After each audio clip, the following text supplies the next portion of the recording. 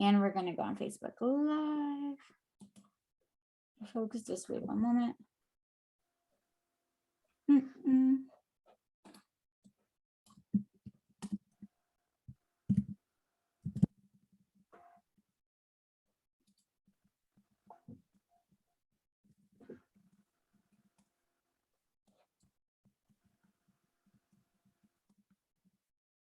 Right, so bear with me as we go on Facebook. All right.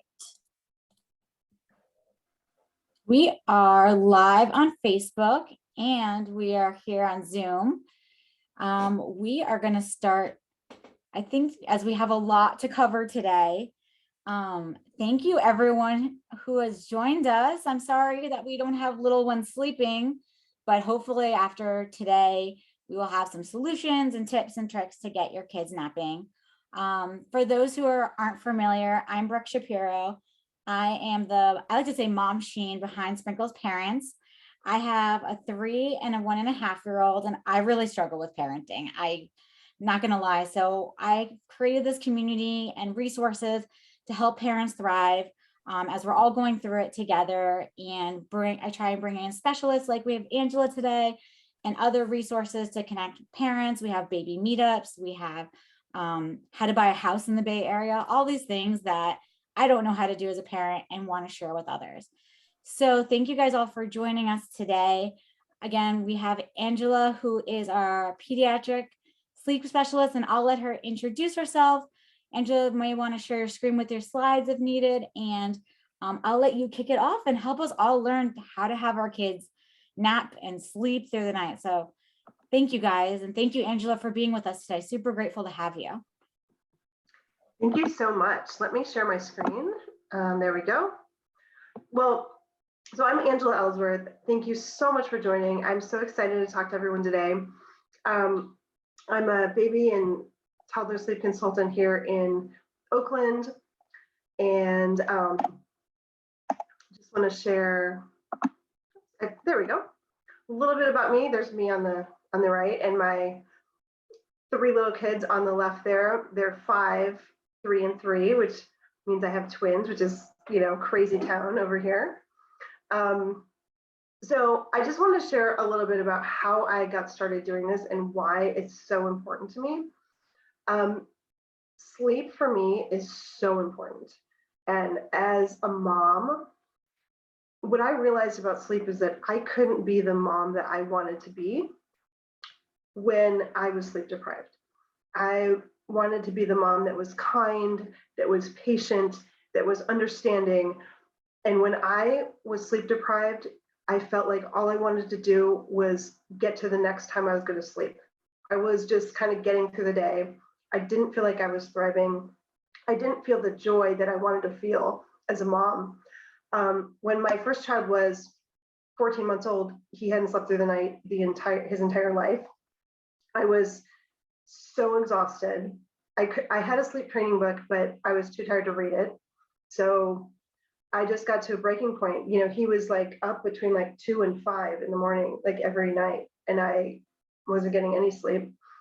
And I didn't even know what sleep training was. I didn't know there were certain times that were good for naps, or I knew nothing. So I got to a breaking point because I had been 14 months no sleep. And I said to my husband, okay, you're going to watch the kids and I'm going to read this book, and we're going to come up with a plan, and I'm going to do it today. And so I did that. We sleep trained him. Things got so much better. He slept through the night. And then I finally felt like I could have another kid. I could do this again.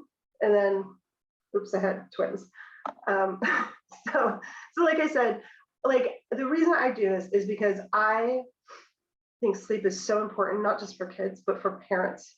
It is something that makes you feel like you can thrive as a parent, that you can be the parent that you want to be, that you can be patient and kind to your children. And I love helping other families get to the point where they're actually sleeping well, everyone is sleeping well, and they're feeling like they're thriving again.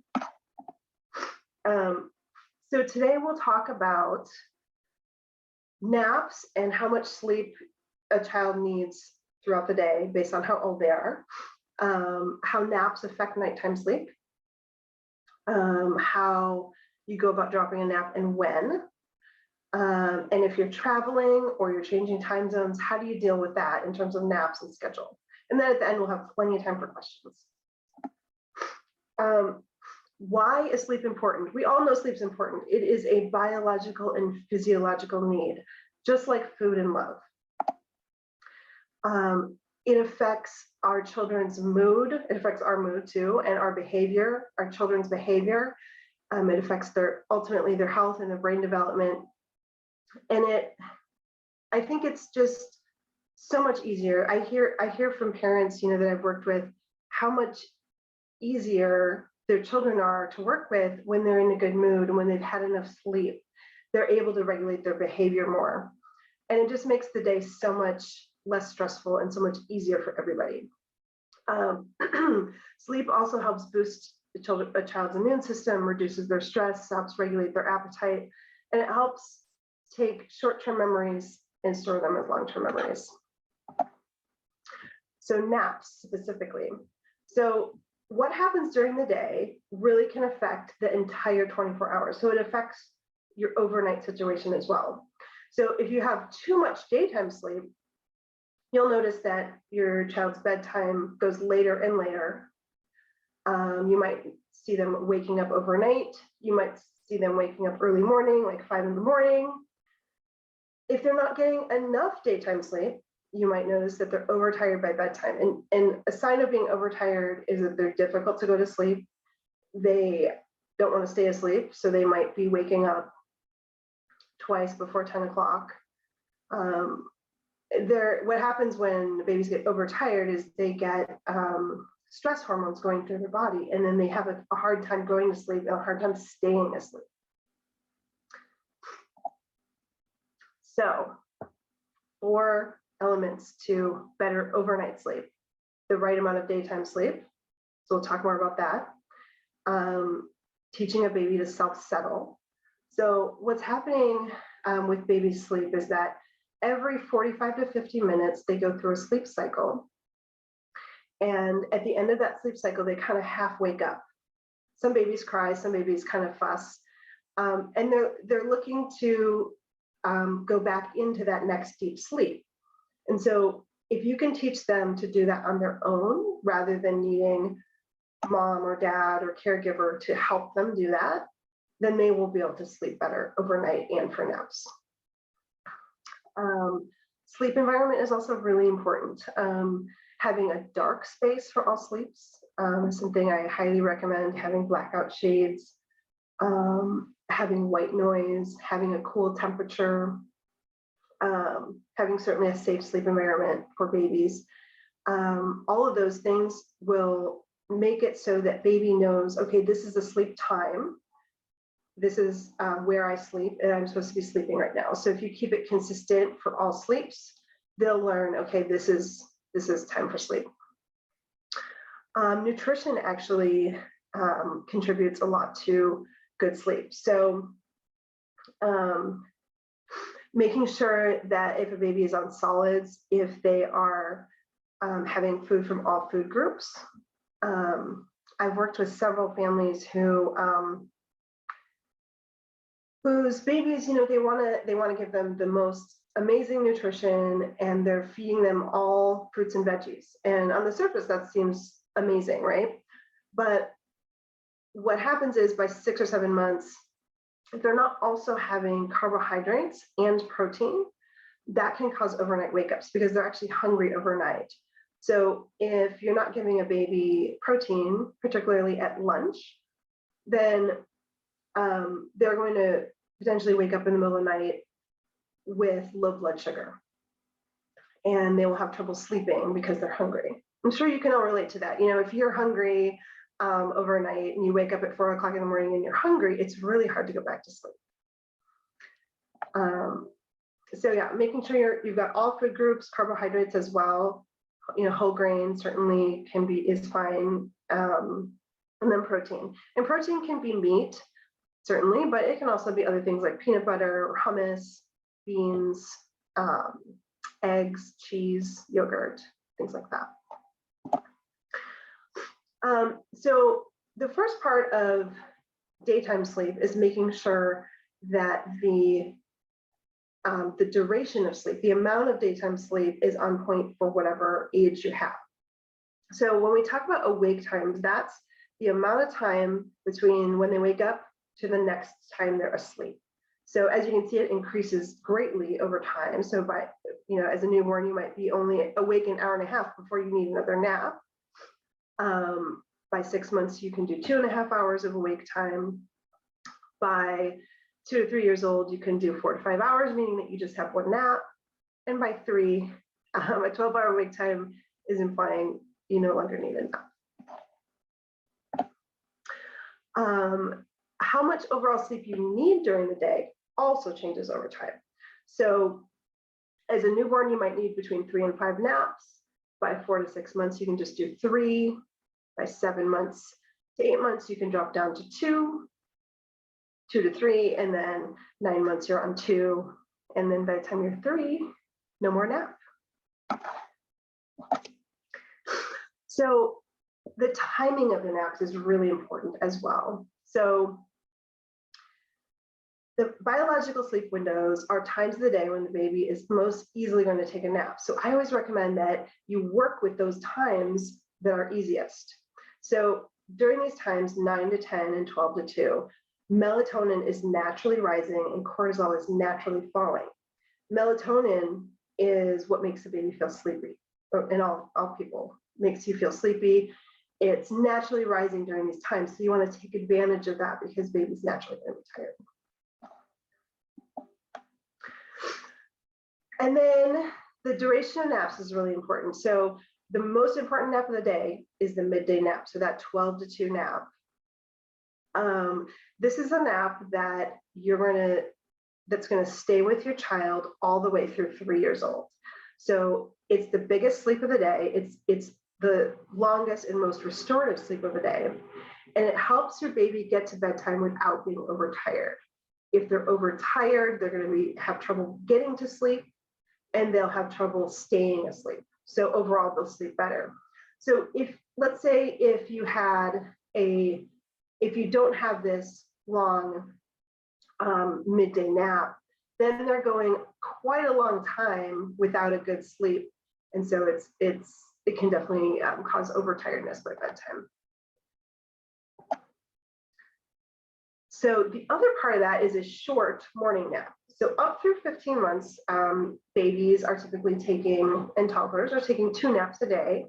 And you don't want the morning nap to be more than 60 minutes. Couple of reasons there. One is that if they take a long morning nap, they're not going to take that long, deep restorative afternoon nap, which means they're going a really long time between that morning nap and bedtime sleep. So by bedtime, they're more likely to be overtired. A long morning nap also causes early morning wake-ups. So if your baby is waking up at 5:30 in the morning, but then they're getting this big, long 2-hour nap in the morning, it's going to be really hard for them to sleep longer than 5:30 because their body knows, hey, I get this really nice long nap in the morning, so I don't need to wake up at 7. I can just wake up at 5:30. And so the solution there is to gently wake up your baby after 30 to 60 minutes. 60 minutes is like a 4-month nap. 30 minutes is more in the 7 months and older range. So you just want a short morning nap with a nice long afternoon nap. So same for a late afternoon nap. So up through 7 months, most babies still take 3 naps a day.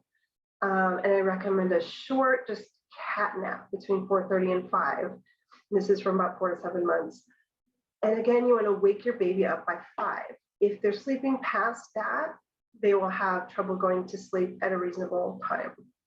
So at bedtime, I recommend for most babies, and even up through toddlerhood, is like 6:30, 7, getting a little later into the 2 and 3 year olds. But you want to make sure that they're not sleeping in the early evening. Otherwise, they're going to be up till 9 or 10 o'clock at night.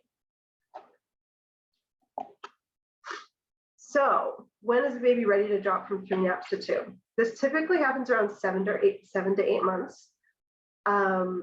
And by 7 to 8 months, that third nap of the day is only 15 minutes. They only need about 15 minutes. And so that nap easily drops away when you work on that nice long midday nap. Dropping to one nap. So again, the first nap of the day and the last nap of the day, they get shorter and shorter and shorter until they drop off. And then you're still left with this nice, long, deep restorative midday nap. And this is typically around 15 months. It could be as early as 12 months. It could be 18 months, but typically it's right around 15 months. So you'll know they're ready to drop to one nap when they are happily awake in their crib. So you put them in for the morning nap and they don't go to sleep. And they're just kind of laying there happy and maybe talking to themselves. And if they're happy to go all the way until that afternoon nap for a whole week, they're ready to drop in. Okay, so traveling. Traveling with babies and small children, I don't like to call it a vacation because it is more of a trip or an adventure.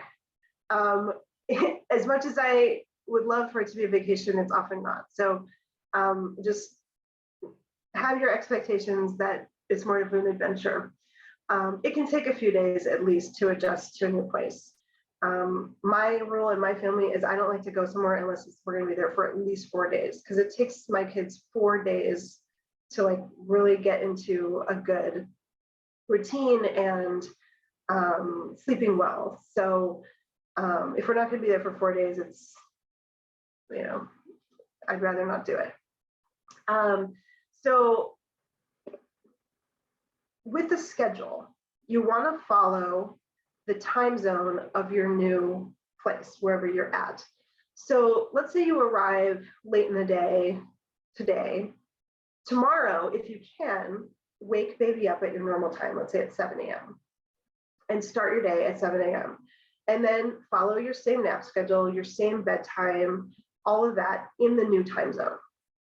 If that seems completely undoable, not doable, I would say, that first day that you're there, just kind of go with the flow. And then on the second day, try for that 7 a.m. wake up. You want to start your day at the same time every day. And that goes for when you're here at home or when you're somewhere else. And then just follow the same schedule in the new time zone. So the other big thing with traveling is making sure to try and duplicate your home environment as much as you can. So you want the same, babies and children, they're so sensitive to changes and to different things. And so we want to try to make their environment as much the same as possible. So temperature and light are things that little kids are very sensitive to. So if you have blackout shades at home, bring travel blackout shades, or bring, I've even brought like push pins, and I'll put like blankets in the a blanket over the window and just push pin it into the molding above the window. Making sure that you bring your white noise if you use that at home. Bring your child's favorite pajamas. Even bringing your sheets from home. Having the same sheets and the same feeling and the same smell will be really helpful. And then keeping your bedtime routine as much as you can. And also doing whatever you're doing to settle baby at home for sleep, trying to do that on your vacation as well. If baby's old enough, you can tell them what to expect. They might be afraid they might wake up and say, wait, I'm in a new place and I don't know where my mom is. So tell them, hey, you're going to be sleeping here tonight.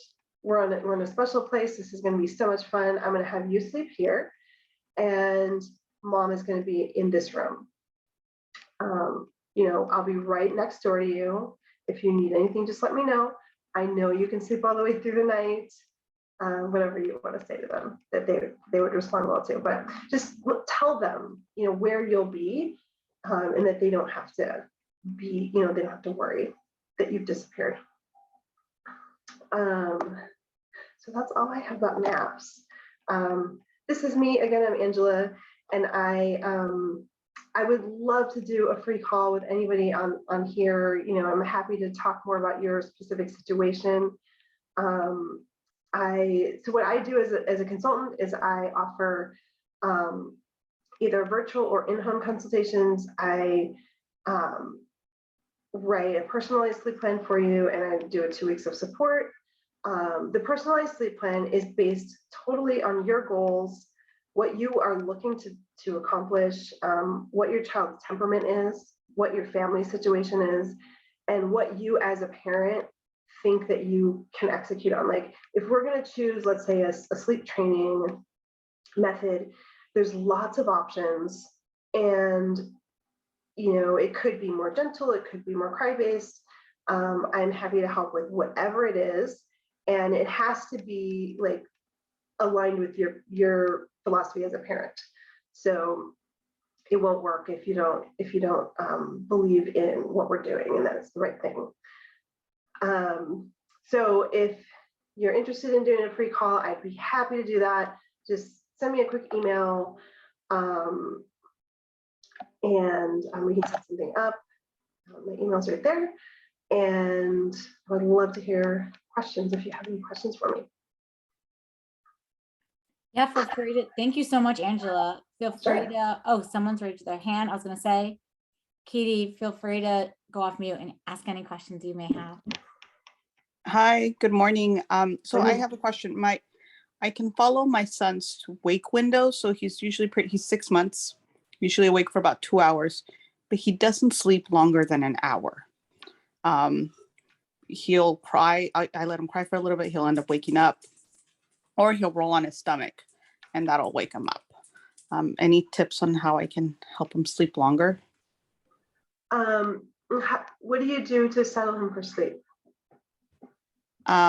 So we turn off the lights, put the sound machine on, and I feed to sleep. Okay. So what happens, you know, I said that there's a sleep cycle for babies that lasts about 45 to 50 minutes.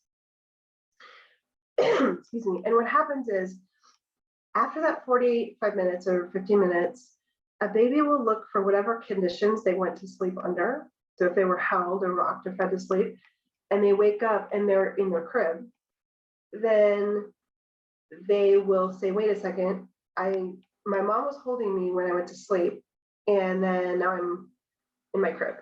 And so they'll start to cry. So the key there is to teach them to self-settle. And so by that I mean to have them fall asleep on their own when they're going to sleep. And that way, when they wake up in between those sleep cycles, they can do that same thing. So that's how you would consolidate the nap. Is you would want to teach baby to self-settle, and so they can go back to sleep between those sleep cycles. Okay, thank you. That feeding to sleep usually helps me, so it's going to be a challenge. Mm-hmm. But thank you. It is. Robin, I see your hands up too.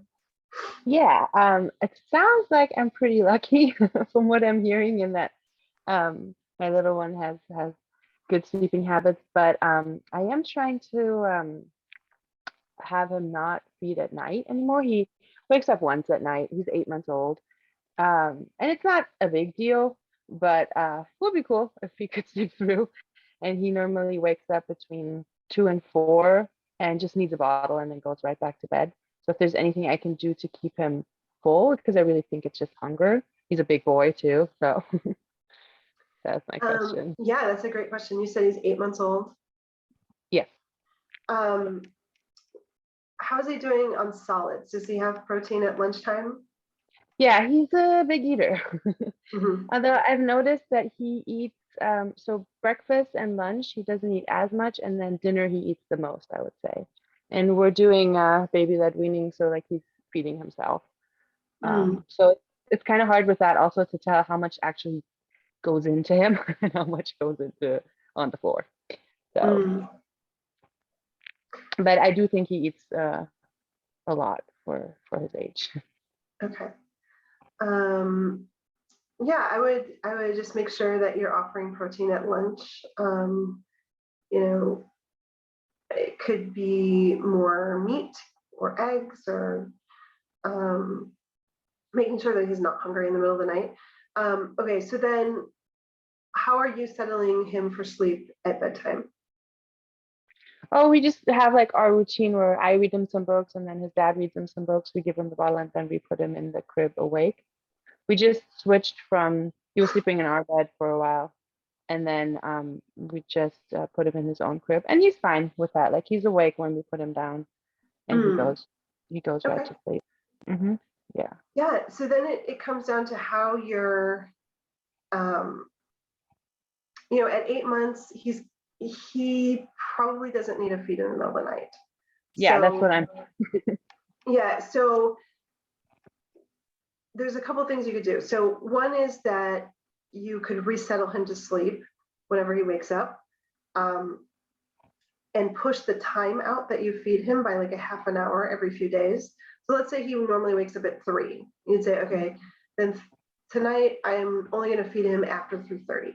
And then if he wakes up at 3, then you'd settle him back to sleep without feeding him. And you could push out the times over time, and typically a lot of babies, if you start doing this, they'll just sleep through the night after a few days.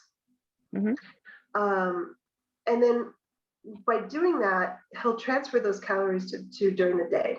So he's not gonna, it's not like he's gonna miss out on food. He will naturally take those same calories during the day instead of overnight.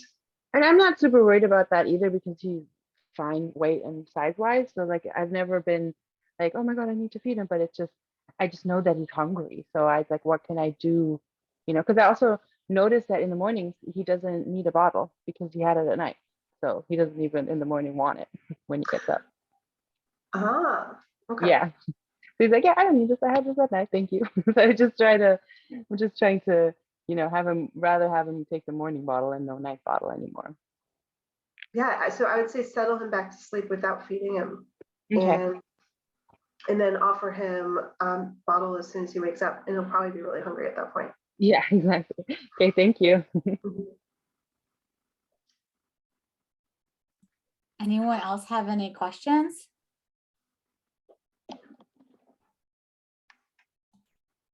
I actually have one for you, Angela. Yeah.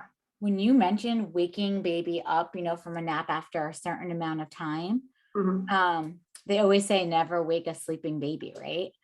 So do you have any suggestions on how when you're waking a baby up, knowing it's time to get up in the morning, if you don't want them to sleep late, or if you're waking them up from a nap, what are the best ways to wake a baby up?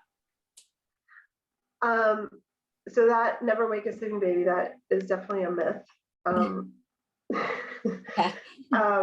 So I would just gently go in gently, open the curtains. So if, I would recommend having naps in a dark space. So you might open the window shades, just start talking to baby, just give them some snuggles while they're still laying down. If they're wearing a sleep sack, you could take off the sleep sack and just kind of unzip it, let their arms out, or if they're swaddled. Give them a few minutes in the crib and then pick them up and just take them out into the living room, take them out into the light. Okay. Yeah, with my son, when we used to wake him up, we would he'd always get so grumpy when we wake him up. So we were always trying different tactics so he wouldn't cry when waking him up. We ended up having to sing a song so that way he was like, oh, look. Yeah, that's a great idea. I'm singing. Awesome. Anna, would you like to go? Yeah, thanks. So I have a newborn, 3.5 weeks. Congratulations. Thanks. She sleeps really well, on me or on her dad or on grandma. And then we put her in the crib, and she stays, pretty still for a little bit, but then she always tries to break out of her swaddle and she kind of fusses, and tries to get her arms out. And so I'm just wondering, is that bad for her in terms of just not getting deep sleep because she is twisting around and trying to move and making noises? I think babies are typically really loud, and at 3.5 weeks, she's just so young. I would definitely recommend continuing to use a swaddle, even if it seems like she doesn't like it. I've worked with many families who took away the swaddle too soon, and then by 4 months old, they're just, you know, the baby is waking every hour. So do you have one of those Velcro sleep sacks where you can put their hand, you know, you want them, their arms to be down and then to Velcro them in rather than like a blanket? We don't. We've tried a couple of different things. So usually if we swaddle her with her arms in, it's the blanket. We have a sleep sack that doesn't have, that lets her arms free. Mhm. And then we have one where it's arms up. She hates that and cries. And so we kind of gave up on that one. So I think she's too young to have arms up or to have arms out. You want arms down. And I was saying there's a lot of swaddle blankets that are just like easier to use because they Velcro and you can make them adjustable in terms of how tight they are. I think they're easier to use than a blanket, but you can also use a blanket. Okay, great. Thank And Anna, one more thing. I think, you know, 3.5 weeks is super young, but I think one really gentle strategy you can do with newborns with sleep is called the pause, where you know, when babies are going between sleep cycles, they will often make a lot of noise and they might fuss, they might cry, lightly cry, and just give them a little bit of space before you immediately go in. It could be 2 minutes or 5 minutes. A lot of times they'll put themselves back to sleep if you can give them a little bit of space. And so this is actually a really good thing to practice as you have a newborn, because once you get to baby being a little older, then they will be really set up for success in terms of learning to self-settle. Okay, great. Thank you.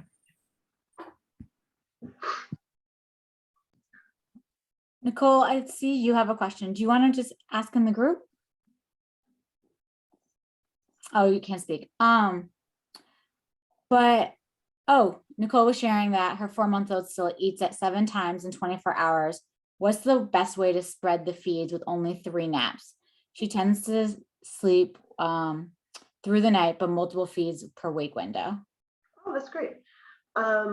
So with a 4-month-old and with all babies, I would recommend feeding when they wake up rather than feeding when they sleep. So the routine would look like eat, play, sleep, eat, play, sleep. So that you're not feeding them to sleep. So that feeding to sleep becomes a sleep association that they always learn to need before they go to sleep. And it's something that, you know, later you'll have to potentially work on creating a different sleep association if you feed to sleep. And also it's just better for a baby to digest milk when they're awake rather than when they're asleep.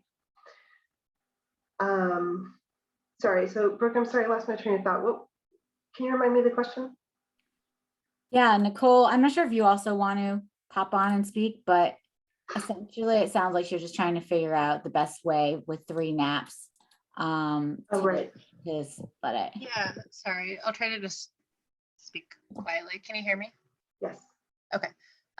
So I try not to feed to sleep because I don't want to create that association. My baby is a chronic short napper, so she'll nap for 30 minutes, she'll wake up, and then I try to nap rescue, which is what I'm doing currently. She slept for like 26 minutes and now she's asleep again in my arms. But she's eating still that 7 times. So if I'm trying to reduce the number of naps she's taking, only 3. As of right now, I do. Like I feed her when she wakes up and she takes like 4 or 5 short naps in a day. And so still trying to get enough hours of sleep per day. If I reduce it to just 3 naps, then I don't know how to get enough like calories, because it seems as though she doesn't eat enough calories per feed to be able to reduce the number at this point. Sure. So you would do also 2 feeds between the first nap and the second nap, because the second nap, ideally you want it to be longer. Okay. So like you do wake up from the first nap and then you do like a top up feed, like let's say a half an hour before that second nap. you'd feed again when she wakes up from that second nap, and again at dinner time, and then you would feed again right before bedtime. So I think that's 5. So if she's taking full feeds, that would be 5 full feeds. And then at 4 months, the baby typically needs 2 feeds overnight. But you said she's sleeping through the night. Yeah, she's got a really late bedtime. Like I mean, I don't know if it's actually her bedtime or not, but she tends to do another feed between like 8 and 9 when it starts, which to me feels really late for a baby her age. And then she'll sleep until like 6 in the morning or 6:30. That's great. You are so lucky. Okay, so she's taking 7 feeds during the day between 7 and like 9 p.m. Yeah, so she's eating like every 2 to 2.5 hours, which feels really often for a baby her age, but she's not eating overnight. So she's like making up for it during the daytime. Right. So yeah, so I was going to say you'd want 2 feeds between 7 p.m. and 7 a.m. and then 5 feeds during the day. So she's pretty close though to the ideal situation. It's just that she's going to bed later. Yeah. So like an ideal bedtime for a 4-month-old would be like 6:30. So and the reason I say that is because the deepest, most restorative sleep of the day is between 7 p.m. and 10 p.m. And so if and babies at this age typically just sleep really well overnight if they go to bed earlier. So if she did go to bed earlier, you may notice that she will wake up once for a feed, possibly. Yeah. Okay. And I'm also trying to figure out if we wake her up a little bit earlier in the morning to feed her to kind of set that whole feed clock cycle earlier, will she be more likely to just go to bed early, like have an earlier bedtime if we can like shift it, I guess, earlier in the day? What time do you wake her up now? Or what time does she wake up? She's waking up between like 6 and 7. Oh, I would say that's an ideal wake up time. And it's counterintuitive because you'd think, okay, if she goes to bed earlier, she'll wake up earlier. But actually what happens is she'll sleep better if she goes to sleep earlier. And 2 wake ups for a 4-month-old is very normal. If she's over 14 pounds, 1 feed overnight would be great also. She would only need 1 feed overnight. And by overnight, I mean between 7 p.m. and 7 a.m. So it sounds like you're already doing that because she's feeding at like 8 or 9. Yeah. I wonder if maybe I just am like, maybe her bedtime is earlier. It's like before what I consider to be that last feed, and I'm just like misinterpreting it. Yeah, like you're having her kind of nap during, like what I would call bedtime, you're kind of maybe calling a nap. Yeah, it's a nap. Yeah, it's her last, nap of the day. Right. Yeah, I mean, you could make that her bedtime and then feed her once overnight when she wakes up. Okay. And then I think a 6 to 7 wake up time would be normal for that age. Okay. I mean, unless you really want to wake up earlier. Yeah, I'm going to be going back to work soon, so that's going to make everything a little bit complicated. Yeah. Nicole, hoping to do for Sprinkles a transition back to work seminar too, because I know it's such a big shift, like trying to get sleep, trying to go back to work. It's a really, big change for everyone. Yeah. Is there, where's the information for that I could find? Because I would love to see that. I'm working on it. Okay. But that it's something that we have in the works, is trying to figure out ways to help with this transition. Awesome. Well, I know we're over time. Is there any last questions anyone has? And if not, feel free to reach out to Angela if you guys need anything else for support. Hoping that, what we've shared today helps. Thank you, Angela, so much for giving us your gifts and your insights and your information. Really appreciate it. Thank you, everyone, for giving us your time and joining. So nice to meet all of you, and hope to see you guys soon at more events. Thanks, you guys. Bye. Thank you. Bye. Take care, everybody. And like Brooke said, feel free to send me a quick email and we can set up a call. I'm happy to do that for free. Thanks. Thank you, Angela. Thank you.